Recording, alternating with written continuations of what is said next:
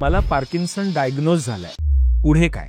Parkinson's हा एक मेंदूचा हळूहळू वाढत जाणारा आजार आहे. खूप हालचाली हळू होतात. आपल्याला अंघोळ करायला 10 मिनिटं लागतात, त्याला आता अर्धा तास लागत असेल. स्पीचमध्ये, बोलण्यामध्ये त्रास होतो, म्हणजे आवाज हळू होतो आणि मोनोटोनस होतो. म्हणजे कम्युनिकेशन कठीण होतं ना. तुमच्याशी मी बोलते पण माझा आवाजच तुमच्यापर्यंत पोहोचत नाही. आपण चालतो तर आपले हात पुढे मागे हलतात, तर हे ते रिजिडिटीमुळे हात असे घट्ट शरीराजवळ राहतात. अँझायटी, डिप्रेशन, जसा हा आजार हळूहळू वाढत जातो तर मग पुढे जाऊन मेमरीमध्ये इश्यूज येऊ शकतात. स्लीप डिस्टर्बन्सेस, कधी कधी खूप जास्त झोप येते, कधी कधी झोप येतच नाही, कधी दिवसा झोप येते आणि रात्री जागाच असतो पेशंट. आता हा आजार म्हणजे नेमकं काय ते आपल्याला सांगता येईल का? आपण न्यूरोलॉजिस्ट कडे जेव्हा पोहोचतो, मेंदूचे जे एक्सपर्ट असतात ते मग हे पुढचं बघतात. जी व्यक्ती ह्या पेशंट्स बरोबर काम करते आहे त्यांना ही व्यक्ती समोरून चालत जाताना दिसली तरी असं वाटू शकतं की ह्याला पार्किन्सन आहे का. ते नेमकं काय आहे मग? म्हणजे आपल्या मेंदूच्या नसांमध्ये काय घडतंय किंवा काय नाही? आपल्या मेंदूमधला एक भाग आहे, सबस्टॅन्शिया नायग्रा म्हणतात त्याला. अनुवंशिकता याच्यामध्ये कधी दिसते का? म्हणजे फॅमिलीत कुणालाही नसतं आणि एखाद्याला अचानक होऊन जातं. गव्हर्नमेंटची लिस्ट ऑफ डिसेबिलिटीज आहे, पर्सन विथ पार्किन्सन्स हे त्याच्यात ऍड झालेलं आहे. पार्किन्सनला ट्रीटमेंट कशा पद्धतीने केली जाते? म्हणजे एकदा पार्किन्सन झाला की we have to live with it. Parkinson बरोबर आपल्याला मैत्री करून जगायचं. एकटं न राहता लोकांच्या मध्ये राहणं हेही खूप मदत करतं. शरीर, मन आणि बुद्धी तिन्ही जेवढं आपण ऍक्टिव्ह ठेवू तेवढं आपलं म्हणजे आपला आज हा कालच्यापेक्षा चांगला असेल. आणि हाच आमचा उद्देश आहे. अंधश्रद्धा हे तर खूपच आहे की मागच्या जन्माचं काहीतरी. डिप्रेशन इंडिपेंडेंटली जर नुसतंच डिप्रेशन एखाद्या व्यक्तीला आहे तर डिप्रेशनमुळे त्याला पार्किन्सन नाही होणार. फिजिओथेरपी प्रायव्हेटली करणं हे खूप महाग आहे. ते बाहेरच्या देशांमध्ये लोकांना फ्री मिळतं आहे, तर ते आपल्या इकडे नाहीये. बसमध्ये चढायचंय, बाहेर जायचंय, चला गाडीत बसा, चला लवकर बसा, पण नाही ना जमत त्यांना, कारण त्यांना पार्किन्सन झालाय त्यामुळे ते स्लो झालंय.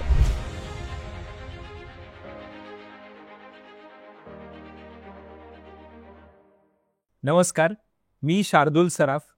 पुढे कायच्या या नव्या कोऱ्या भागामध्ये आपल्या सगळ्यांचं स्वागत. पुढे काय या कार्यक्रमामध्ये आपण वेगवेगळ्या विषयांवरचे तज्ज्ञ, मार्गदर्शक यांना बोलवतो आणि तो विषय आपण समजून घेण्याचा, त्या विषयाबद्दल आपले काही समज गैरसमज असतील तर ते समजून घेण्याचा आपण प्रयत्न करत असतो. तर आज आपण पार्किन्सन या आजाराविषयी माहिती घेणार आहोत आणि त्या आजाराविषयी माहिती द्यायला आपल्याकडे डॉक्टर शर्मिला दोंदे आलेल्या आहेत. मॅडम, तुमचं स्वागत. मॅडम कम्युनिटी डेव्हलपमेंट आणि ट्रेनिंग याच्या त्या डिरेक्टर आहेत. तर आपण त्यांच्याकडून हे सगळं समजून घेऊया. पार्किन्सन हा आजार न्यूरोलॉजिकल आजार आहे, म्हणजे मेंदूशी संबंधित आजार आहे. पण म्हणजे नेमकं काय, त्यात काय काय घडतं हे सगळं आपण समजून घेणार आहोत. मॅडम नमस्कार. आपण सुरुवात करूया. सुरुवातच आमच्या पद्धतीनं की मला पार्किन्सन डायग्नोज झालाय, पुढे काय? तर पुढे कायच्या आधी मला वाटतं आपण पार्किन्सन म्हणजे काय हे थोडं समजून घेऊया. पार्किन्सन्स हा एक मेंदूचा हळूहळू वाढत जाणारा आजार आहे. ओके. त्यामुळे तो बरेच वर्ष आजार वाढत असतो, हळूहळू वाढत असतो. अच्छा. तर पार्किन्सनमध्ये मुख्यत्वे करून 2 प्रकारची लक्षणं असतात. म्हणजे लोकांना जे माहिती आहे ते फक्त हाताला कंप येतो एवढंच माहिती आहे. पण त्याशिवाय म्हणजे जे मी 2 प्रकार म्हटले की एक मोटर सिम्पटम्स म्हणजे जे शारीरिक जी लक्षणं आहेत जी आपल्याला दिसतात, आणि दुसरे आहेत नॉन मोटर सिम्पटम्स म्हणजे जे जास्त करून मानसिक, जे आपल्याला दिसत नाही. आपण जे मोटर स्किल्स आणि फाईन मोटर स्किल्स जे आपण म्हणतो ते मोटर स्किल्सशी रिलेटेड हे मोटर्स असा शब्द आहे. हो, मोटर म्हणजे फाईन आणि ग्रॉस असं 2 असतं. त्यामुळे मोटर म्हणजे शरीराशी संबंधित जे काय आहे ते, आणि नॉन मोटर म्हणजे जे आपल्याला सहज दिसत नाही. म्हणजे आता मोटर सिम्पटम्स मध्ये 4 मुख्य सिम्पटम्स आहेत पार्किन्सनचे. एक म्हणजे ट्रेमर्स, जे कंप होतो, जो जास्त करून सगळ्यांना माहिती असतो. बरोबर. दुसरं म्हणजे रिजिडिटी, म्हणजे शरीर टाईट होतं. तिसरं म्हणजे बॅलन्स इश्यूज असतात. बरोबर. पडण्याची वगैरे शक्यता असते, त्यामुळे बॅलन्स किंवा पाळण्यात तोल गेल्यासारखं तोल वाटतं. गेल्यासारखं बरोबर. वाटतं. आणि स्लोनेस म्हणजे खूप हालचाली हळू होतात. ओके. ज्या गोष्टीला कदाचित आपल्याला अंघोळ करायला 10 मिनिटं लागतात, त्याला आता अर्धा तास लागत असेल, किंवा शरीर बटणं लावायची तर तुम्ही 1 मिनिटात किंवा अर्ध्या मिनिटात करू शकत असाल, त्याला आता 10 मिनिटं लागत असतील. ओके. कारण हालचाली हळू होतात. बरोबर. त्यामुळे हे सगळ्या गोष्टींना वेळ लागतो. तर हे 4 मुख्य कार्डिनल सिम्पटम्स ओके. पार्किन्सनचे, लक्षणं ही मुख्य ही दिसतात. ही बरोबर. 4 जी दिसणारी लक्षणं आहेत. पण त्याच्याच बरोबरीने चालताना पाय असे जवळ टाकून चाललं जातं. हस्ताक्षरामध्ये बदल होतो. त्यामुळे पुढे जाऊन मुख्य प्रॉब्लेम म्हणजे चेकवरची सही म्हणा किंवा काही लिहायचे डॉक्युमेंट्सवर प्रॉब्लेम येतो, अरे. किंवा हळूहळू ते हँडरायटिंग एकात एक जायला लागतं. छोटं हँडरायटिंग होतं. स्पीचमध्ये, बोलण्यामध्ये त्रास होतो. म्हणजे आवाज हळू होतो आणि मोनोटोनस होतो. त्यामुळे मग समोरच्यांना म्हणजे कम्युनिकेशन कठीण होतं ना. तुमच्याशी मी बोलते पण माझा आवाजच तुमच्यापर्यंत पोचत नाही. त्यामुळे मग म्हणजे हे जे घरातल्या लोकांचं रेग्युलर कम्युनिकेशन आहे ह्याच्यामध्ये त्रास होतो. बरोबर. तर मग चालताना जसं आपण चालतो तर आपले हात पुढे मागे हलतात. तर ते रिजिडिटीमुळे हात असे घट्ट शरीराजवळ राहतात. ओके. शरीर पुढे वाकलं जातं, म्हणजे पोस्चर जे असतं बाक येतो म्हणजे आपल्या ताठ शरीरात. असतं. हा, त्यामुळे ही व्यक्ती चालताना अशी हळूहळू पावलं घेत, शरीर कडक झालेलं आहे, पुढे वाकलेली आहे, अशी अशा हळूहळू हे सगळं हळूहळू होत असतं. ओके. म्हणजे जे मी म्हटलं हळूहळू, असं नाही की मला आज पार्किन्सन डायग्नोज झाला म्हणजे उद्यापासून तुम्हाला मी अशी दिसेन. हळूहळू म्हणजे आपण हळूहळू ताप आला पिरियड. की जसं लगेच लक्षात येईल तसं हे पटकन लक्षात येण्यासारखं नाहीये. Correct. असं मॅडम हो. त्यामुळे तो डायग्नोज पण लगेच होत नाही. हा. आणि दुसरे नॉन मोटर सिम्पटम्स म्हणजे जसं मी म्हटलं की न दिसणारे, म्हणजे एक म्हणजे खूप कॉमन आहे पार्किन्सनमध्ये कॉन्स्टिपेशन. ओके. मग अँझायटी, डिप्रेशन. जसा हा आजार हळूहळू वाढत जातो तर मग पुढे जाऊन मेमरीमध्ये इश्यूज येऊ शकतात. बरोबर. म्हणजे पुढे जाऊन पार्किन्सन्स डिमेन्शिया असं. हा. आणखी जर वाढलं मग हॅल्युसिनेशन्स म्हणजे भास होणं, हे पण होऊ शकतं. पण मग आता हे पार्किन्सनचा डिमेन्शिया किंवा हे जे डिप्रेशन आहे हे पार्किन्सनचं आहे की काय, ते कसं डिकोड करताय? ते नाही, पार्किन्सनमुळे झालेला आज म्हणजे डिमेन्शिया आहे हा कदाचित न्यूरोलॉजिस्ट हे करू शकतील. ओके. तर ह्या सगळ्या गोष्टींसाठी पेशंटला न्यूरोलॉजिस्ट कडेच जायला पाहिजे. अजून एक सिम्पटम म्हणजे स्लीप डिस्टर्बन्सेस. म्हणजे कधी कधी खूप जास्त झोप येते, कधी कधी झोप येतच नाही, कधी दिवसा झोप येते आणि रात्री जागाच असतो पेशंट. ओके. तर म्हणजे झोपेत कोणत्याही प्रकारचे डिस्टर्बन्सेस येऊ शकतात. तर असे गिळायला त्रास होतो, असे खूप म्हणजे असं बघायला गेलं तर पार्किन्सनचे अनेक सिम्पटम्स आहेत. ओके. आता हे 4 कार्डिनल सिम्पटम्स आहेत, त्याच्यामुळे त्याचा परिणाम म्हणून काही सिम्पटम जसं आता रिजिडिटी आहे, टाईटनेस आहे, त्यामुळे मग गिळायला त्रास होतो, बोलण्यात, किंवा मास्ड फेस म्हणतात.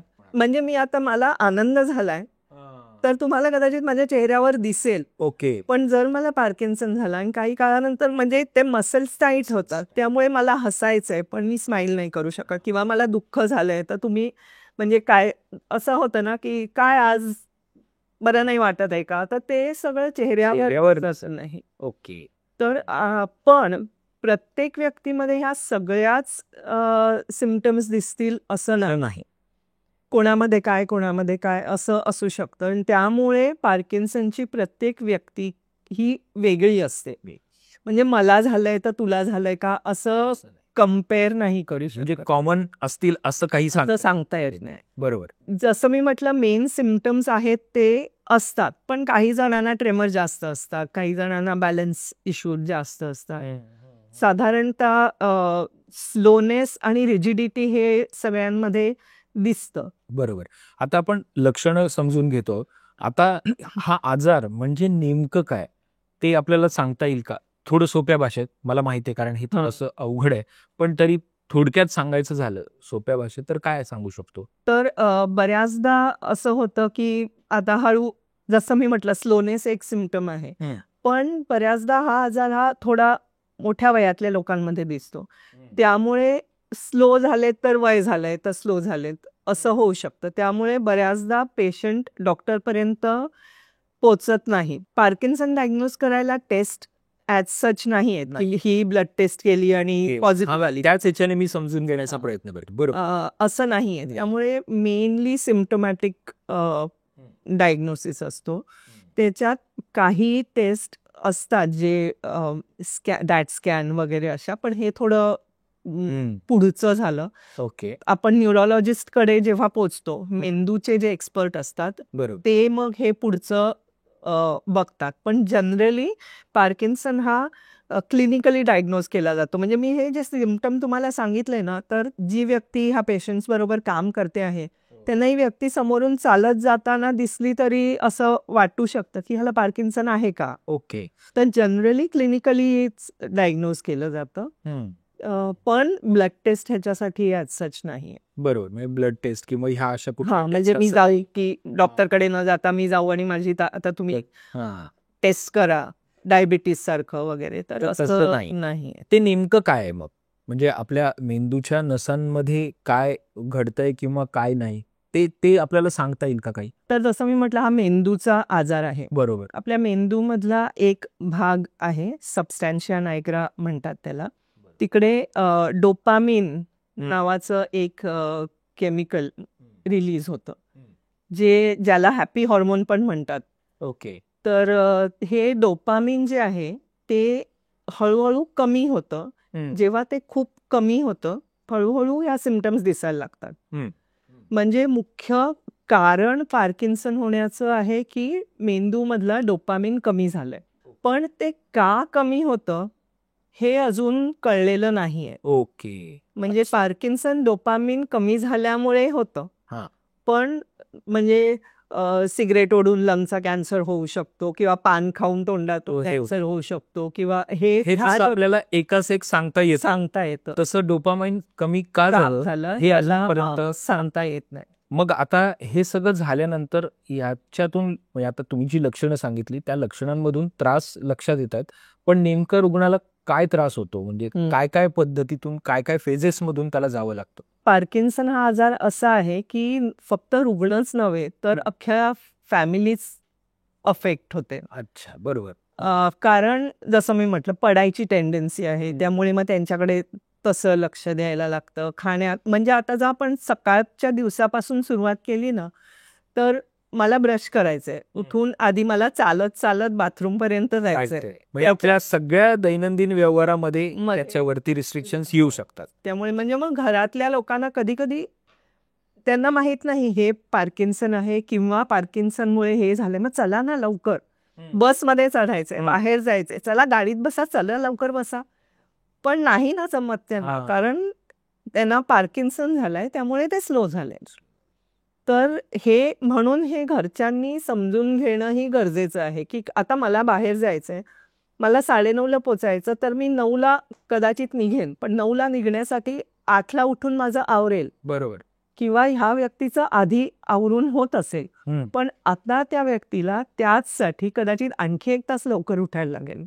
त्रास म्हटलं तर या सगळ्या गोष्टींचा त्रास आहे. हो, म्हणजे असं नाही की दुखतंय, पुढे जाऊन दुखूही शकतात. म्हणजे हा पेन हे पुढचं सिम्पटमही असू शकतं. मग खूप थकवा येणं हे पण असू शकतं, थोडं जसं पार्किन्सन वाढतो.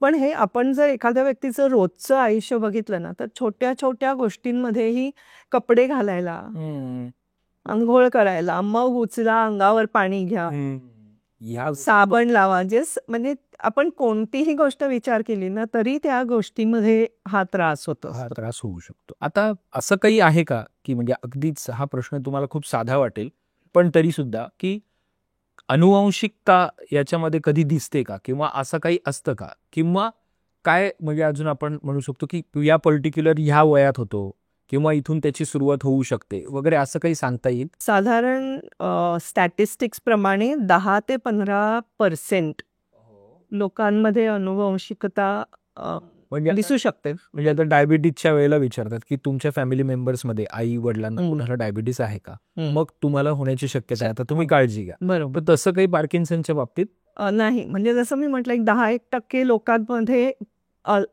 असू शकतो. म्हणजे बाकीचे जे 85 ते 90% लोक आहेत त्यांच्यामध्ये म्हणजे फॅमिलीत कुणालाही नसतं आणि एखाद्याला अचानक होऊन जातं. पण आमचे जे सपोर्ट ग्रुप्स चालतात तिकडे काही ठिकाणी असे आहेत, एका ठिकाणी 3 भाऊ आहेत, तिघांनाही पार्किन्सन आहे. ओके. असे बहीण भाऊ असे थोडेसे, म्हणजे काही ठिकाण आतापर्यंत 10-1 असे बघितले असतील की जे फॅमिलीमध्ये आहेत. असं ठोसपणे आपल्याला काही नाही सांगता येत नाही. आणि आता मी जसं म्हटलं तसं की वयाच्या बाबतीत असा काही हे असतो का? आतापर्यंत असं समजलं जायचं की 60च्या पुढे किंवा ज्येष्ठ नागरिकांमध्ये हा आजार पार्किन्सन हा मोठ्यांचा आजार आहे. तर अजूनही जास्त करून तो मोठ्यांमध्ये दिसतो, पण तरुण लोकांमध्येही आता खूप दिसायला लागलेला आहे. अच्छा. तरुण म्हणजे अगदी 20, 22, 30, 35, 40 म्हणजे कधीही कुणामध्येही चालू होऊ शकतो. हे आता म्हणजे यंग ऑनसेट पार्किन्सन्स म्हणतात त्याला. तर हा तरुणपणी म्हणजे आमच्या ऍक्च्युली काही मुलं म्हणायची. एक मुलगा आहे जो 14 वर्षाचा आहे. बापरे. आणि त्याला आता पार्किन्सन डायग्नोज झालाय. तसाच अजून एक मुलगा आहे जो 17 वर्षाचा आहे. त्यांचे प्रॉब्लेम्स आपण बघितले. पार्किन्सन आहे, पण आता यंग लोक आपण बघितली हे थोडे कमी आहेत. अगदी 14-17 हे फार कमी असतात, पण 30 मधले वगैरे खूप असतात. 30-40 मधले म्हणजे ही लोक आता नोकरीमध्ये आहेत. त्यांचं कदाचित नुकतंच लग्न झालं असेल, नुकतीच मुलं झाली असतील, मुलं शाळेत असतील, नवीन घर घेतलंय, इन्स्टॉलमेंट्स भरायचे आहेत. आणि आता ह्या समस्या हळूहळू वाढत जाणाऱ्या आहेत. बरोबर. त्यामुळे मग काही जणांचे पुढे जाऊन जॉब्स जातात. कारण तुम्ही त्या गतीने काम नाही करू शकत. म्हणजे मी 8 तासात जेवढं काम करू शकेल, आता पार्किन्सन झाल्यामुळे माझ्याकडून तेवढं काम होणार नाही. म्हणजेच एखाद्याला जर नोकरीत ऑलरेडी आहे तर मग त्याला त्या गतीने काम करता येणार नाही. सगळंच स्लो होतं. सगळं तुम्हाला म्हणजे इव्हन कम्प्युटरवर काम करायचंय तरी ते स्लो होतं. पुढे टायपिंग करायचं आहे, फोनवर बोलायचं आहे, इव्हन साध्या गोष्टी, झाडू मारायचं आहे, जे काही काम असेल ते म्हणजे कंपनी जेव्हा तुम्ही कुठे काम करता एखाद्या ऑफिसमध्ये तर त्यांना सगळं पटापट पाहिजे असतं. त्यामुळे अशा ठिकाणी आता आम्ही जाऊन तिकडे पण अवेअरनेस करण्याचा प्रयत्न करतो आहोत, कारण सगळ्यांना समजून घ्यायला पाहिजे बरोबर की हा पार्किन्सन हा आजार असा आहे. आणि अजून एक गोष्ट मी इकडे सांगू इच्छिते की पार्किन्सन हा आजार आता आपले गव्हर्नमेंटची लिस्ट ऑफ डिसेबिलिटीज आहे, म्हणजे जे अपंगत्वाची लिस्ट आहे, पर्सन विथ पार्किन्सन्स हे त्याच्यात ऍड झालेलं आहे. ओके. म्हणजे ती एक कॅटेगरी म्हणून आता आपल्या सरकारने ती गृहीत धरायला सुरुवात केली. ही एक खूप मोठी गोष्ट आहे आणि म्हणजे आपण अभिनंदन केलं पाहिजे आणि आपण समजून घेतलं पाहिजे. पार्किन्सन झालेल्या व्यक्तीला आपण कशा पद्धतीनं समजून घ्यायचंय हा कदाचित आपला पुढचा म्हणजे येणाऱ्या काळात आपल्याला त्या पण गोष्टींकडे लक्ष द्यायला लागेल. आणि हा ऍक्ट मध्ये ते आल्यामुळे त्यांना काही फॅसिलिटीज बरोबर लागू व्हायला पाहिजे. म्हणजे हे सगळं आता अजून सगळीकडे झालेलं नाही आहे, पेपरवर झालंय प्राथमिक, पण पण आता त्यांना डिसेबिलिटी सर्टिफिकेट मिळतात. मग आणि डिसेबिलिटी सर्टिफिकेट मिळालं की मग ट्रॅव्हलिंग बसमध्ये कन्सेशन, बऱ्याच गोष्टींमध्ये म्हणजे रोड टॅक्सवर कन्सेशन, असे काही कन्सेशन्स वगैरे पण मिळतात. पण मुख्य म्हणजे निदान जागरूकता ह्याच्यामुळे जास्त व्हावी ही इच्छा. म्हणजे आता सरकारी कार्यालयात आपण एखाद्या कामासाठी गेलो की अपंग व्यक्ती असेल तर त्याला समजून उमजून त्या पद्धतीनं त्याला ट्रीट केलं जातं. त्याच पद्धतीनं पार्किन्सन असलेली व्यक्ती असेल तर त्यालाही समजून उमजून मदत करणं हे हळूहळू आपल्या कायद्याच्या चौकटीत येईल. आता आपण पार्किन्सन काय आहे ते समजून घेतलंय, आता त्याच्यात काय काय जबाबदाऱ्या आपल्या समाज म्हणून येणार आहेत हे पण आपल्याला कळलंय. आता थोडं ट्रीटमेंट विषयी समजून घेऊया की पार्किन्सनला ट्रीटमेंट कशा पद्धतीनं केली जाते? ट्रीटमेंटसाठी आधी डायग्नोसिस व्हायला लागतो. बरोबर. तर आता आमची संस्था जी आहे ती Parkinson's disease and movement disorder society, म्हणजे आम्ही पार्किन्सन्समध्येच काम करतो आणि भारतभर आमचे 70 पेक्षा जास्त सपोर्ट सेंटर्स आहेत. तर मुंबईमध्ये लोक जातात डॉक्टरकडे, पण बाहेरगावी ग्रामीण भागात लोक अजून डॉक्टर पर्यंतच पोचत नाहीत. त्यांना वाटतं की हळू झालंय, म्हातारा झालंय, हे खूप आम्ही बघतो. पण सर्वप्रथम डॉक्टरकडे जाणं गरजेचं आहे. बरोबर. मग ट्रीटमेंट आली. ट्रीटमेंटचे 3 प्रकार आहेत किंवा 3 भाग आहेत. पहिला म्हणजे औषधं. तर पार्किन्सनवर अजून पूर्ण बरं होणारा औषध आलेलं नाहीये. म्हणजे तो पूर्णपणे क्युरेबल, म्हणजे त्याचा उपचार घेऊन तो पूर्णपणे बरा होतो असं नाही शकत. म्हणजे आपल्याला एखादं इन्फेक्शन झालं तर आपण अँटीबायोटिक घेतली आणि इन्फेक्शन निघून गेलं, आपण आता पूर्णपणे आपलं नॉर्मल आयुष्य जगू शकतो. पण पार्किन्सन हा आजार असा आहे की तो अजून त्याच्यावर पूर्ण बरं होणारं औषध मिळालेलं नाहीये. म्हणजे एकदा पार्किन्सन झाला की आपल्याला we have to live with it. Parkinson बरोबर आपल्याला मैत्री करून जगायचंय. पण मैत्री करून हे महत्वाचं आहे. मस्त बोललाय मॅडम की मैत्री करून जगायचंय, म्हणजे नुसतंच जगायचं नाही, मैत्री करून जगायचं. ते पण आपण पुढे समजून घेऊया. ट्रीटमेंटसाठी एक म्हणजे औषधं आहेत जी बरं नसेल होणार तरीही मॅनेज करायला, जसा डायबिटीस झाला तर डायबिटीस निघून जात नाही, डायबिटीसची आपण औषधं घेत राहतो, ब्लड प्रेशरची औषधं आपण घेत राहतो. तशीच पार्किन्सनसाठी औषधं आहेत जी आपल्याला न्यूरोलॉजिस्ट देतात आणि ती औषधं घेत राहायची आहेत.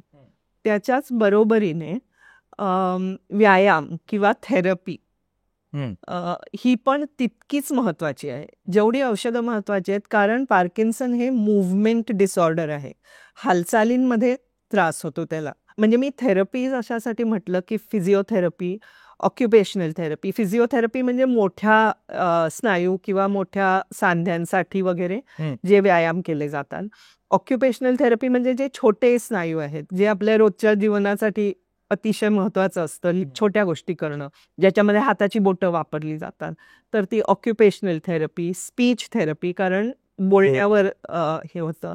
त्याच्या बरोबरीनेच कॉग्निटिव्ह रिहॅब, म्हणजेच बौद्धिक मानसिक थेरपी.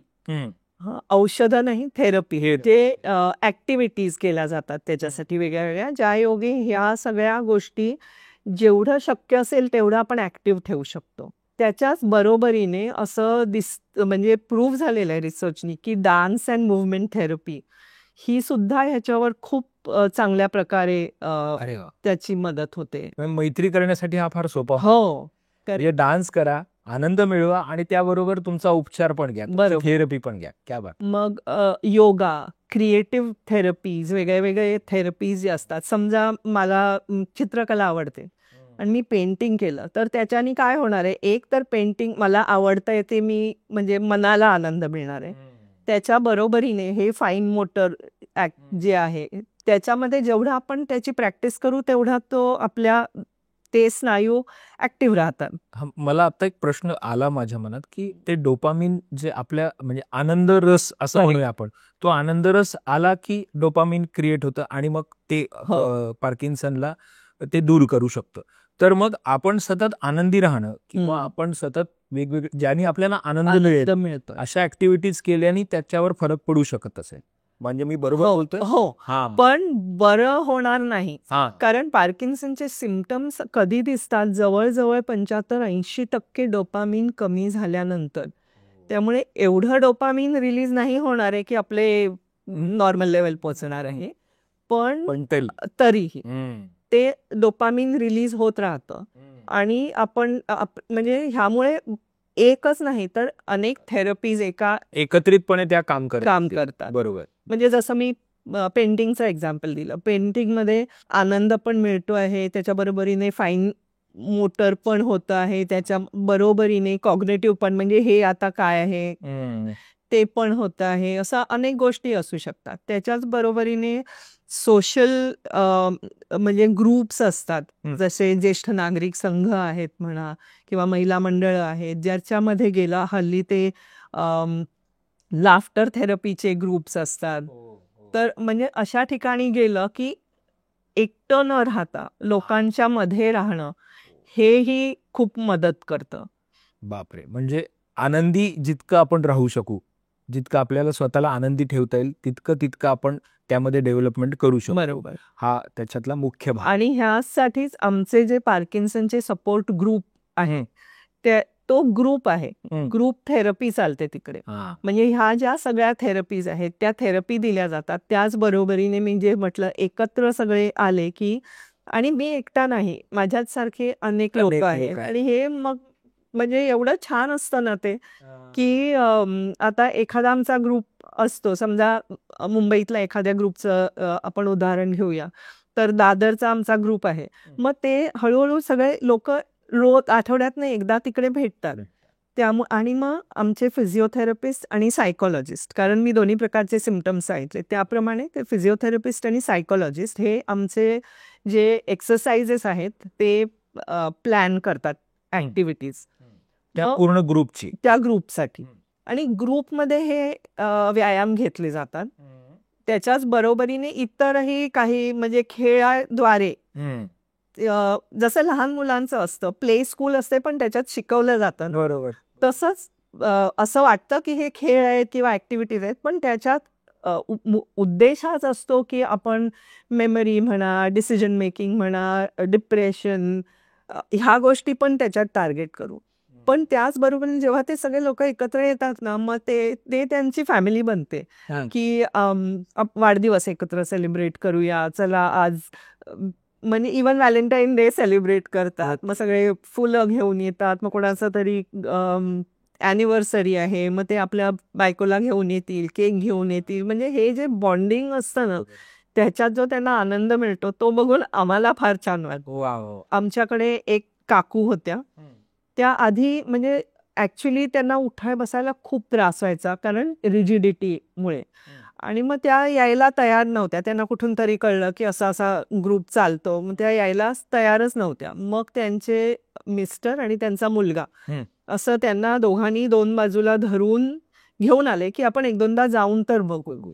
आणि मग त्यांना ते एवढं आवडायला लागलं की त्या यायला लागल्या. आणि महिन्याभरात त्यांना म्हणजे व्यायाम केले, औषधं वगैरे सगळं रेग्युलर झालं, तर त्यांचे ही रिजिडिटी वगैरे सगळं एवढं कमी झालं की नंतर त्या एकट्या यायला लागल्या. अरे बापरे. आणि मग आमचा आता एप्रिल महिना हा पार्किन्सन्स अवेअरनेस मंथ असतो आणि एप्रिलमध्ये वर्ल्ड पार्किन्सन्स डे असतो, तर आम्ही मोठ्या प्रमाणात सेलिब्रेट करतो. बरोबर. म्हणजे हे सगळे ग्रुप्स असतात ना, आजी आजोबा काका काकू जे असतील त्यांचे नाच गाणी, जसं शाळेचा आपला अॅन्युअल डे असतो की नाही की ग्रुपने एकत्र मग नाच, आता आमचे नाचाच्या प्रॅक्टिस होतात. मग हे सगळं म्हणजे ते ऍक्च्युली वाट बघत असतात की आपण कोणत्या ह्याच्यावर नाच करायचा यावर्षी. मग ते तिकडे जाऊन हॉल घेतो आम्ही, तिकडे ते स्टेजवर येऊन नाचतात आणि त्यांची मुलं आणि नातवंड आजी आजोबांना बघायला येतात. म्हणजे पार्किन्सन झालेल्या लोकांचा स्नेह संमेलन, त्यांचा स्नेह मेळावा,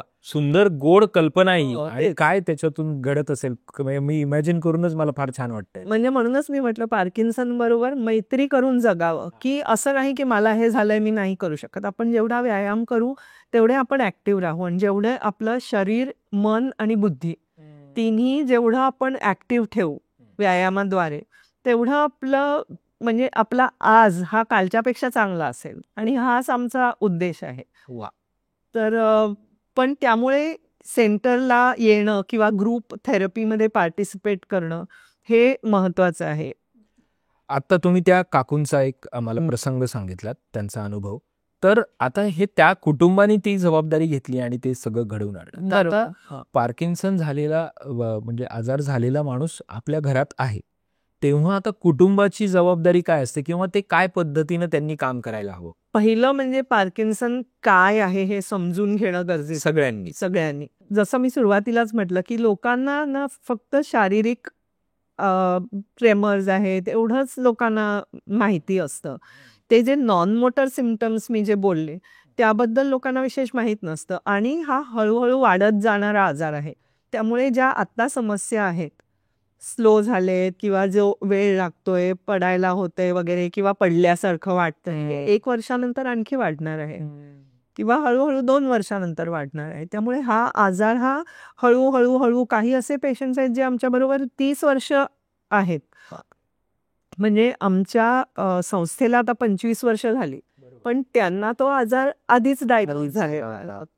तर त्यामुळे त्याच्या बरोबर राहण्यासाठी हे फॅमिलीनी तो आजार समजून घेणं गरजेचं आहे की थेरपी महत्वाची आहे, व्यायाम करत राहणं महत्वाचं आहे, औषधं वेळेवर घेणं महत्वाचं आहे, दर 6 महिन्यांनी डॉक्टरला जाऊन भेटणं, दाखवणं महत्वाचं आहे.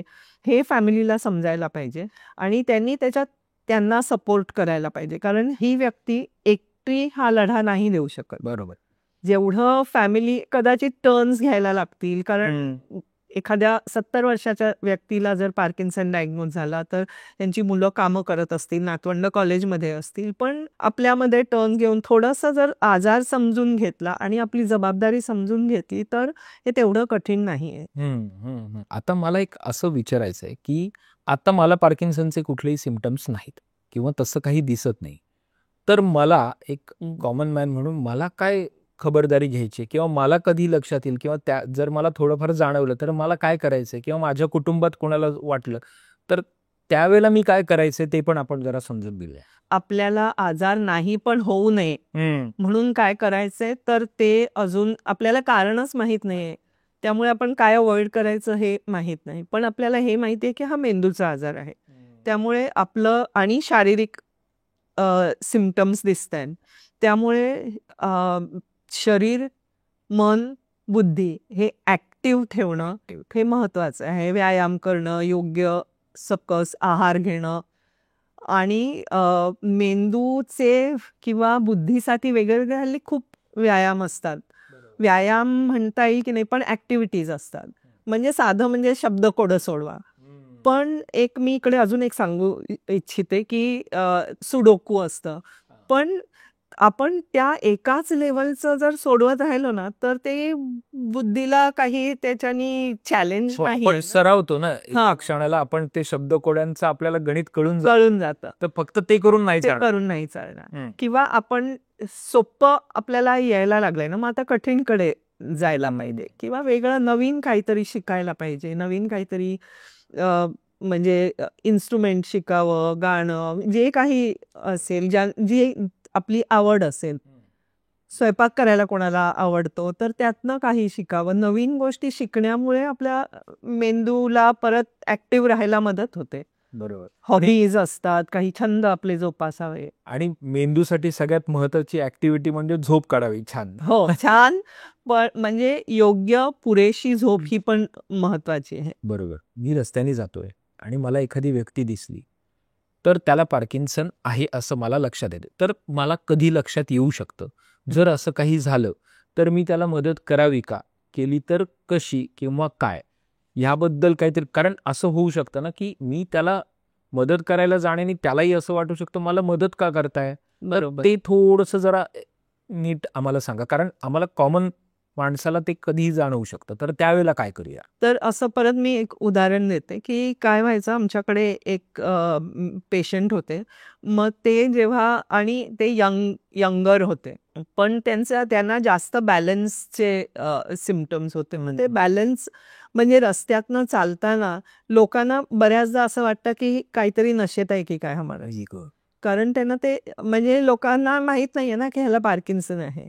तेव्हा हे समजून घेणं किंवा की बाबा प्रत्येक व्यक्तीला म्हणजे काही आजारही असू शकतो त्याला. बरोबर. तर त्यामुळे त्यांना ट्रीटमेंट अशी मिळायची ना की इव्हन टॅक्सीवाले त्यांना नाही म्हणजे घ्यायला तयार नाही व्हायचे की तर एक तर हे समजून घेणं. दुसरं, जसं तुम्ही म्हणाला की मी तुम्हाला काही मदत पाहिजे का, कारण आधी विचारायला पाहिजे की तुम्हाला काही मदत पाहिजे का. आणि मुख्य म्हणजे आपल्याला हे आपल्या आजूबाजूच्या लोकांमध्ये ह्याच्याबद्दल जागरूकता जर पसरवली, जसे आता आम्ही जे हे अवेअरनेस प्रोग्राम्स करतो, पोलिसांसाठी करतो, पोस्ट ऑफिसमध्ये केले आहेत, बँकेमध्ये, कारण इकडे ह्या व्यक्ती सगळीकडे असतात आपल्या आजूबाजूला आणि त्यांना जिकडे जातील तिकडे तो त्यांना प्रॉब्लेम येऊ शकतो. बँकेत आता ही व्यक्ती गेली तर एक पहिला म्हणजे सहीचा हो. प्रॉब्लेम होऊ शकतो आणि दुसरं म्हणजे चला ना लवकर, आता त्यांना पैसे काढायला गेले आणि नोटा मोजतायत पण फाईन मोठा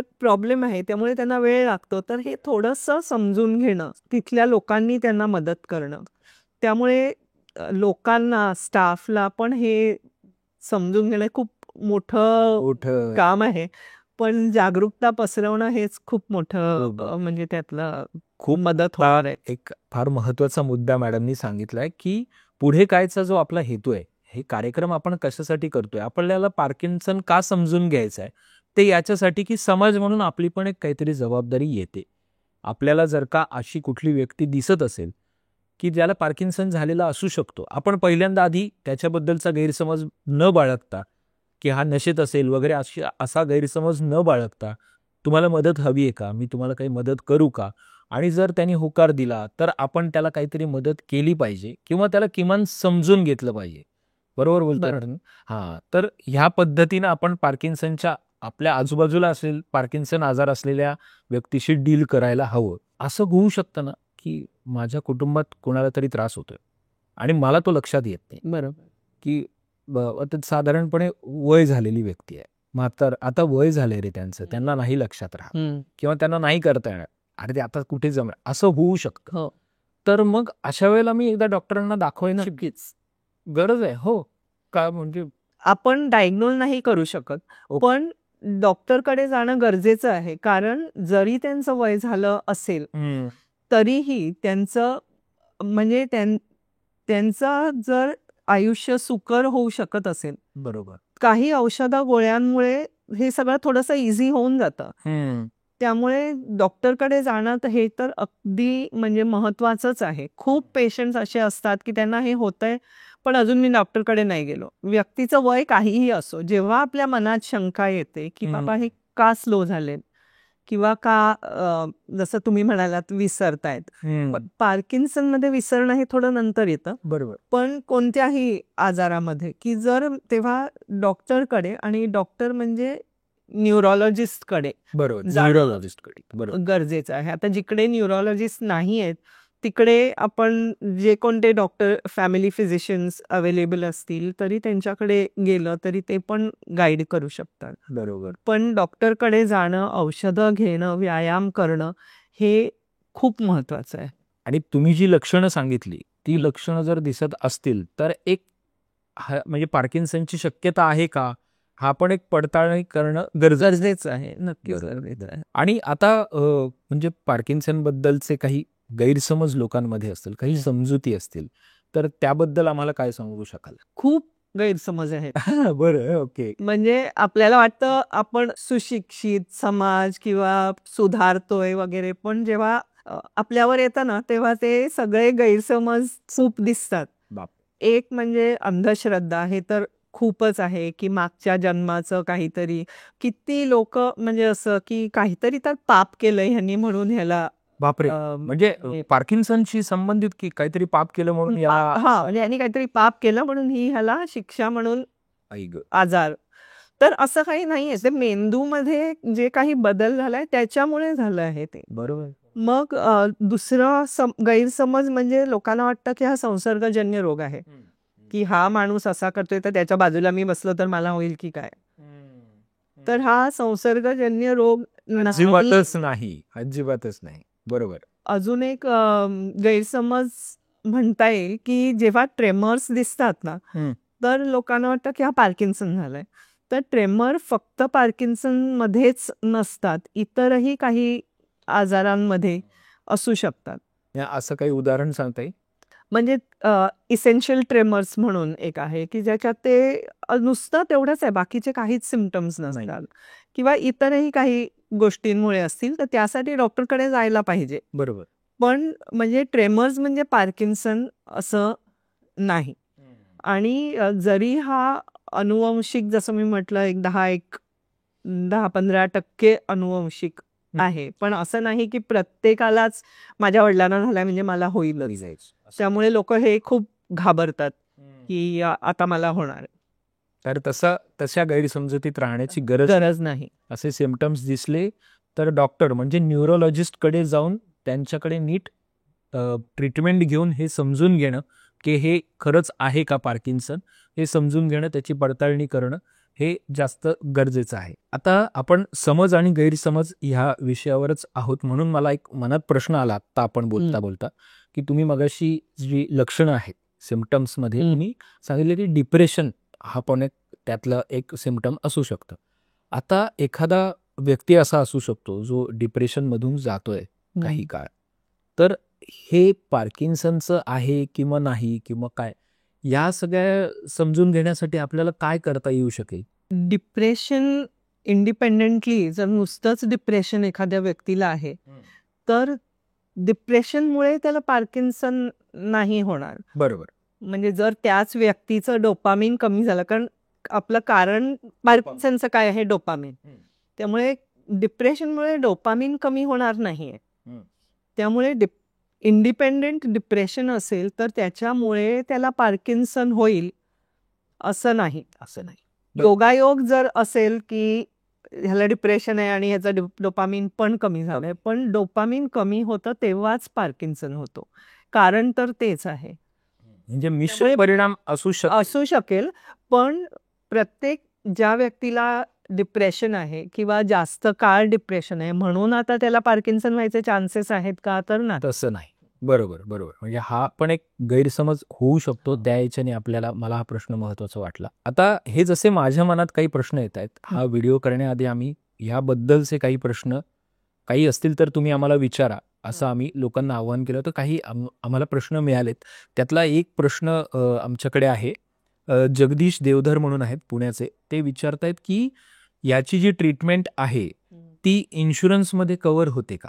आपल्याला जे मेडिक्लेम जो मिळतो त्याच्यामध्ये ती कव्हर होते का, किंवा त्याची काय नॉर्म्स आहे? तर अजूनपर्यंत त्याचे हे नव्हते कव्हर होत. आता काही कंपनीज कव्हर करतात असं म्हणतायत, पण ह्याच्यावर अजूनही ना, हे जे मी मगाशी म्हटलं यंग ऑनसेट पार्किन्सन, तर ते थोडे ऍक्टिव्ह लोक असतात. म्हणजे ते थोडे जास्त फाईट करत असतात. बरोबर. तर ते ह्याच्यावरती काम करतायत की आपण इन्शुरन्समध्ये हे इन्क्लूड व्हायला पाहिजे. पण आता सगळीकडे ते इन्क्लूड झालेलं आहे असं नाही. पण बाहेर देशांमध्ये, काही बाहेर परदेशांमध्ये आहे. काही देशांमध्ये आहे. आता बाहेरच्या गोष्टी ना ह्या खूपच वेगळ्या आहेत. बरोबर. तिकडे थेरपीज फ्री असतात, जे म्हणजे डेव्हलप्ड कंट्रीजमध्ये. बरोबर. थेरपीज फ्री असतात. ते आपल्याकडे थेरपी ॲज सच फिजिओथेरपी म्हटली तर ज्या पार्किन्सनला जसं मी म्हटलं रोज ही रेग्युलर एक्सरसाइज आणि थेरपीची गरज असते, पण आम्ही ते का फ्री चालू केलंय, कारण आयुष्यभर थेरपी करणं आणि आताच म्हणजे फिजिओथेरपी प्रायव्हेटली करणं हे खूप महाग आहे. बरोबर. तर ते बाहेरच्या देशांमध्ये लोकांना फ्री मिळतं आहे, तर ते आपल्या इकडे नाही आहे. पण मग आता त्याला कारण हे पण असू शकेल ना, की म्हणजे आता जसं आपण ब्लड टेस्ट केली आणि शुगरचं प्रमाण इतकं आहे, म्हणजे आता तुम्हाला डायबिटीज आहे, हे जितकं क्लिअरली सांगता येईल तसं पार्किन्सनचं आपल्याला क्लिअरली सांगता येत नाहीये. हे पण त्यामागचं कारण असू शकतं. पण जर डॉक्टर, जसं आता मी जे म्हटलं की डिसेबिलिटी सर्टिफिकेट मिळू शकतं, कारण पर्सन्स विथ डिसेबिलिटीज ऍक्ट मध्ये पार्किन्सन डिझीज आलेला आहे. त्याच्यासाठी न्यूरोलॉजिस्ट ना ते मेजर करून एवढी % डिसेबिलिटी असं त्यांना ते द्यायला लागतं. बरोबर. त्यामुळे त्या दृष्टीने ते मेजर करू शकतात डॉक्टर्स, न्यूरोलॉजिस्ट. बरोबर. म्हणजे तसं प्रमाणपत्र असेल तर आता हळूहळू कदाचित आपल्याकडे इन्शुरन्स रिलेटेड पण या गोष्टी घडायला लागतील असं आपण. हो, म्हणजे आपण इच्छा करूया की असं व्हावं, होईल, पण अजूनपर्यंत नव्हतं. थोडंसं त्याच्यावर लोकांची फाईट चालू होती. बरोबर बरोबर. मग आता हा खर्चाचा मुद्दा आला म्हणून त्याच याच्याने विचारतोय की हा आजार क्युअर करताना हा म्हणजे हा कितपत खर्चिक आहे किंवा किती खर्च येऊ शकतो, कसा येऊ शकतो? औषधांचा खर्च म्हटला तर बेसिक जी औषधं असतात ती खूप एक्झॉर्बिटंटली महाग नसतात. जशी इतर औषधं आहेत, मला ब्लड प्रेशर झालं आणि मी ब्लड प्रेशरसाठी जी मला औषधं लागली तसंच प्रमाण असतं. काही वेगळी औषधं जी असतात ती काही प्रमाणात थोडीशी महाग असतात, पण औषधं ॲज सच हे खूप जास्त नाही होत. अर्थात प्रत्येकाचं म्हणजे डॉक्टरचं प्रिस्क्रिप्शन आणि प्रत्येकाची ऐपत हे आहेच. पण थेरपी जी लागते, व्यायाम, ते महाग पडू शकतात खूप. पण अजूनही ना त्याच्याबद्दलची गरज ह्याच्याबद्दल लोकांना माहीत नाही. आणि म्हणजे मला असं वाटतं की इव्हन न्यूरोलॉजिस्टनी किंवा डॉक्टरांनी पण पेशंटना सांगणं की तुम्हाला एक्सरसाइज करायला पाहिजे, व्यायाम करायला पाहिजेत, थेरपी घ्यायला पाहिजे. सिम्पल थेरपीज असतात, त्याच्यासाठी काही मोठे मोठे इक्विपमेंटची गरज नसते, पण व्यायामाची गरज ही त्यांना कळली पाहिजे. पण रेग्युलर फिजिओथेरपिस्टकडे जाणं मग ते महाग असतं. तुम्ही कोणत्या गावात आहात त्याच्यावर आहे. मुंबईत ते खूप जास्त महाग आहे. पण अशा पद्धतीच्या म्हणजे कम्युनिटी डेव्हलपमेंट पद्धतीच्या ट्रीटमेंटमध्ये जर ते मोफत होत असेल तर मग ते अजूनच बरं, त्यांच्यासाठी ते फारच रिझनेबल ठरू शकेल. करेक्ट. आणि ह्यासाठी आम्ही काही ठिकाणी गावांमध्ये सॉरी, हा प्लॅटफॉर्म हा तसं कोणाला प्रमोट करण्यासाठीचा नाहीये, कारण आपण जागरूकता निर्माण करण्यासाठी म्हणतोय. पण आपल्याला ह्या संस्थेबद्दल थोडंसं जागरूकतेच्या दृष्टीनं माहीत करून घेणं गरजेचं आहे. तर या संस्थेबद्दल पण सांगा. या संस्थेबद्दलची माहिती आपल्या बायोमध्ये व्हिडिओच्या खाली पण देण्यात येईल, जेणेकरून हे जास्तीत जास्त लोकांपर्यंत पोहोचावं.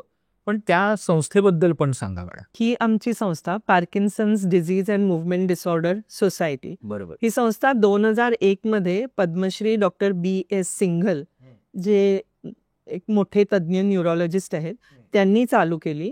कारण हेच होतं की लोकांमध्ये जागरूकता नाही.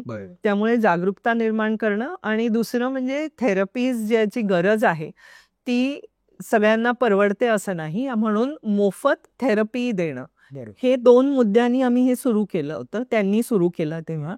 आता आम्ही त्याच्यात एक अजून गोष्ट ऍड केली आहे, निरोगी वृद्धत्व असं आम्ही त्याला म्हणतो, हेल्दी एजिंग. म्हणजे आपलं वय वाढलं तरी आपल्याला शरीर, मन, बुद्धी आपल्याला ते तल्लख ठेवणं, ऍक्टिव्ह ठेवायचं आहे. आणि म्हणजे मग पुढचे आजार आपण अवॉइड करण्याचा प्रयत्न करतो आपल्याकडून. आणि त्यासाठी हे आम्ही ग्रुप चालू केलेले आहेत, जिकडे तुम्हाला पार्किन्सन झालेला असायला पाहिजे असं नाही. तुम्ही सिनियर सिटीजन्स आहात, आपण एकत्र येऊया, आपण व्यायाम करूया. आणि ते आम्ही तिकडे गाईड करतो, सोशल वर्कर्सना वगैरे ट्रेन करतो. कारण गावांमध्ये तर हा पार्किन्सन डायग्नोज होणं आणखीनच कठीण आहे. पण ॲटलिस्ट हेल्दी राहण्यासाठी म्हणून आम्ही हे तिकडे चालू केलेलं आहे. पण ही जी संस्था आमची आहे, हे आमचं 25वं वर्ष आहे. अरे वा. आणि भारतभर आमचे 70 ग्रुप्स आहेत, जे ग्रुप थेरपी आपण म्हटलं ते. आणि त्याशिवाय ऑनलाईनही आम्ही ग्रुप करतो, कारण सगळ्या गावांमध्ये पोहोचणं शक्य नाहीये. पण पेशंट कुठेही असू शकतात, त्यामुळे ते पेशंट ॲटलिस्ट ऑनलाईन आम्हाला वेगळ्या वेगळ्या त्यांच्या प्रिफर्ड भाषेमध्ये जॉईन करू शकतात. आणि तिकडे आम्ही हे ग्रुप थेरपी, जी न्यूरो फिजिओथेरपिस्ट आणि सायकोलॉजिस्टनी डिझाईन केलेला आमचा हा प्रोग्राम आहे, जो वर्ल्ड पार्किन्सन काँग्रेसमध्ये असं त्यांनी म्हटलंय की this is one of the best for developing countries. वा. जसं मगाशी मी म्हटलं की डेव्हलप्ड कंट्रीजची गोष्ट वेगळीच आहे, पण डेव्हलपिंग कंट्रीजसाठी हा प्रोग्राम हा खूप चांगला आहे. असं हे मॉड्यूल आणि ते मोफत आहे. बरोबर. त्यामुळे म्हणजे ह्याच्या मागचे जसं मी म्हटलं 2 उद्देश, की अवेअरनेस आणि लोकांपर्यंत ही थेरपीज पोचवणं. आणि बॉटम लाईन हीच की आपला आज हा कालच्यापेक्षा चांगला असावा. तर ही आमची संस्था म्हणजे जिकडे कुठे लोकांना पेशंट्स मिळतील म्हणून आम्ही ट्रेनिंगही देतो आहोत. नर्सेसना ट्रेनिंग देतो आहोत, पॅरामेडिकल्सना ट्रेनिंग देतो आहोत, की त्यांना जिकडे कुठे ते जातील तिकडे जर पेशंट मिळाले तर ते आमची सेवेचा फायदा घेऊ शकतील. अजून एक प्रश्न आहे, पल्लवी मालपे अमरावतीच्या, त्या म्हणतात की त्यांच्या वडिलांना पार्किन्सन आहे आणि ते ट्रीटमेंट घेण्यासाठी त्यांना ते वारंवार ते सगळं करायला लागत असल्यामुळे त्यांची थोडीशी चिडचिड होते. मग औषधं घेण्यासाठी आणि वारंवार ह्या सगळ्या गोष्टी करण्यासाठी, व्यायाम करण्यासाठी म्हणून त्यांची फारशी तयारी होत नाही. तर सगळ्यांनाच त्यांना असं म्हणणं आहे की आम्हाला कळत नाही की आता त्यांना काय पद्धतीनं कन्व्हिन्स करायला हवं किंवा काय, तर त्याच्यासाठी काही गाईडलाईन्स आहेत का किंवा काय करता येऊ शकेल त्या? जसं मी म्हटलं, प्रत्येक पेशंट वेगळा असतो. आहे. त्यामुळे त्या पेशंटला समजणं गरजेचं आहे. त्याशिवाय आपण गाईडलाईन ॲज सच नाही देऊ शकत. पण पेशंटला समजून घेणं, आजार समजून घेणं गरजेचं आहे आणि त्यांच्या कलानी घेणं गरजेचं आहे. पण जर समजा जसं मी म्हटलं की ग्रुपचा फायदा होतो. आता अमरावतीमध्ये आमचा ग्रुप ॲज सच नाही आहे, पण ऑनलाईन आमचे आहेत ग्रुप्स. तर तिकडे जर समजा कोणी, कारण आमच्याकडे सायकोलॉजिस्ट आहेत, फिजिओथेरपिस्ट आहेत, जर त्यांना एकत्र सगळ्यांना बघून एकत्रपणे काही करता आलं, त्यांना फायदा होऊ शकतो. मग या संस्थेच्या वेबसाईटवरती त्यांना कॉन्टॅक्ट करता येईल? हो, वेबसाईटवरती त्यांना कॉन्टॅक्ट करता येईल. बरोबर. म्हणजे या संस्थेच्या वेबसाईटवर कॉन्टॅक्ट करून तुम्ही चांगल्या पद्धतीची ट्रीटमेंट, अशी ही ग्रुप थेरपी तुम्ही तुमच्या पेशंटला देऊ शकता. अजून एक मला इकडे मुद्दा ऍड करायचा आहे की डोपामिन कमी होतं, हे मी म्हटलं. आणि डोपामिन जे आहे ना, ते 2 गोष्टी करतं. एक म्हणजे आपल्या शरीराचे मूव्हमेंट कंट्रोल करतं आणि दुसरं म्हणजे मूड कंट्रोल करतं. ओके. म्हणून शारीरिक सिम्पटम आणि मूड, जर डोपामिन कमी झाल्यामुळे मोटिवेशन पण कमी होतं, कारण डोपामिन आपल्याला मोटिवेट करतं. आणि त्यामुळे हा मोटिवेशन कमी होणं हाही एक कॉमन त्यातला भाग आहे. बरोबर. मला वाटतं आपण सगळेच मुद्दे आता बऱ्यापैकी पार्किन्सनशी संबंधित जे काही महत्वाचे बेसिक मुद्दे आहेत ते आपण कव्हर केलेत. तेव्हा मी खूप खूप थँक्यू. आज शर्मिला दोंदे मॅडम आपल्याकडे आल्या आणि त्यांनी पार्किन्सन हा तसा आपल्याकडे अजूनही दुर्लक्षित असलेला पण फार महत्त्वाचा आजार, त्याबद्दल त्यांनी आपल्याला सांगितलं. आपण बऱ्याच गोष्टी शिकलोय. तर ह्याची ट्रीटमेंट कशी घ्यावी किंवा थेरपी काय असते हे आपण समजून घेतलंय. आणि सगळ्यात महत्त्वाचं मला असं वाटलं, मला जे काही कळलं ते असं आहे की शेवटी ते डोपामिन म्हणजे आपल्या मेंदूमधून स्रवणारा तो आनंदरस, असं मी नाव दिलंय त्याला आता. तर हा आनंदरस जो आहे, तो आनंदरस सतत स्रवत राहायला पाहिजे आपल्या मेंदूमधून, आपल्या शरीरामधून. त्याच्यासाठी जे काही करता येईल ते आपण सतत करायला हवं. आपण समाजामध्ये सतत एकमेकांशी इंटरॅक्ट होत राहिल्याने याच्यातल्या बऱ्याचशा गोष्टी आपल्याला अचीव करता येऊ शकतील. समाज म्हणून आपल्याला आज एक महत्त्वाची गोष्ट कळली आहे की समाज म्हणून आपल्याला आजूबाजूला, म्हणजे आपल्याशी संबंधित नसेल, आपल्या कुटुंबातली व्यक्ती नसेल, तरी जर पार्किन्सन असू शकेल अशी व्यक्ती दिसली तर त्याला आपण काय पद्धतीनं मदत करू शकतो हे पण आज आपण समजून घेण्याचा प्रयत्न करत आहोत. तेव्हा असाच आनंद स्रवत राहू दे आपल्या शरीरामध्ये, तो आपल्यातला आनंद आपण इतरांमध्ये देत राहूया आणि हेल्दी राहूया. तर मॅडम खूप खूप थँक्यू. तुम्ही आज फार महत्त्वाचे मुद्दे आम्हाला सांगितलेत. ज्या आजाराबद्दल आम्हाला फारसं माहीत नाहीये त्याबद्दल आम्हाला सांगितलं, त्याबद्दल डॉक्टर शर्मिला दोंदे यांचे खूप खूप आभार. तर तुम्हाला हा व्हिडिओ आवडला असेल तर तो लाईक करा. ज्यांना या व्हिडिओची गरज आहे किंवा त्यांना या व्हिडिओची मदत होऊ शकते असं वाटतंय त्यांना हा व्हिडिओ शेअर करा. आणि हे आणि असे बरेच व्हिडिओज तुम्हाला बघायला मिळू शकतील. तुमच्या मनात काही प्रश्न असतील तर ते पण आम्हाला पाठवा. इथे कमेंट बॉक्समध्ये सांगा. आपण त्या विषयांचे पण आपण व्हिडिओज नक्की करूया. आणि हे असे व्हिडिओज तुम्हाला पाहायचे असतील तर हे पुढे काय चॅनल सबस्क्राईब करा. पुढे कायचं फेसबुक आणि इन्स्टा पेज आहे, त्याला फॉलो करा. तुम्हाला या सगळ्या गोष्टी मिळत राहतील. असे वेगवेगळे व्हिडिओज आपण करत राहूया. ही सगळी माहिती सगळ्यांपर्यंत पोहोचवूया. तर सबस्क्राईब करायला विसरू नका आपलं चॅनल पुढे काय.